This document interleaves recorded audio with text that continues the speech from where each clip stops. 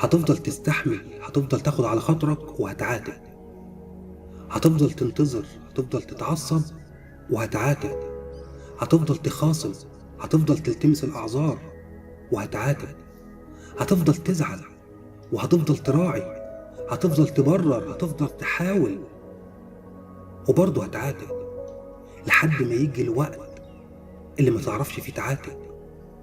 وقتها بس بتتفاجئ ان مشاعرك بتنسحب في صمت، مفيش كلام خلاص يتقال، برغم ان اللي جواك كلام كتير قوي لكنه مش هيتقال. انت ما بتبقاش قاصد ما تقولهوش، لكن هو لوحده ما بيطلعش.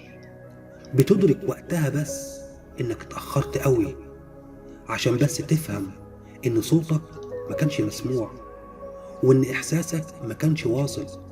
بتدرك وقتها انك ضحكت على نفسك كتير قوي، وانك حطيتهم في قالب مش بتاعهم، وحملت نفسك مشاعر مش في محلها، وانك كنت بتعاتب صور تانية خالص بعيدة عن الواقع والحقيقة. بس انت معذور، ايوه فعلا انت معذور، لانك صعب كنت هتستوعب ده من غير كل المحاولات دي. صعب تكتشف هم عايزين ايه، لان هم نفسهم مش عارفين عايزين ايه. صعب تقرر، صعب تستغنى في عز اللخبطة دي، لحد ما فجأة تلاقيك مش عارف تعاتب. مش فكرة مش قادر، انت مش عارف. فبتفهم وبتبدأ تستسلم أخيرا. ساعتها بس بيجي القرار، قرار حقيقي موزون مبني على الحقائق مش على وهم وأمل كذاب. خد وقتك في الوجع، لكن خليك عارف إن ده طبيعي، ومش هيطلع الجديد اللي فيك من غير التقلبات دي. وهيتكرر كل ده تاني معاك بأشكال مختلفة طول رحلتك في الحياة.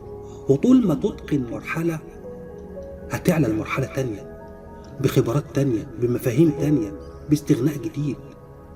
الخلاصة، خليك عارف إنك طول ما انت عارف تعاتب فلسه في أمل، لسه في أمل. افضل حاول وكمل، لأنك ما تعرفش إيه اللي مكتوب، ولأن ده أنسب حاجة لقدراتك وقتها. انت لسه بتتحضر لوضع جديد ولقرارات تانية، ولما تجهز لها هتعرف لوحدك. قال تعالى: وجعلنا بعضكم لبعض فتنة أتصبرون وكان ربك بصيرا. دمتم بخير.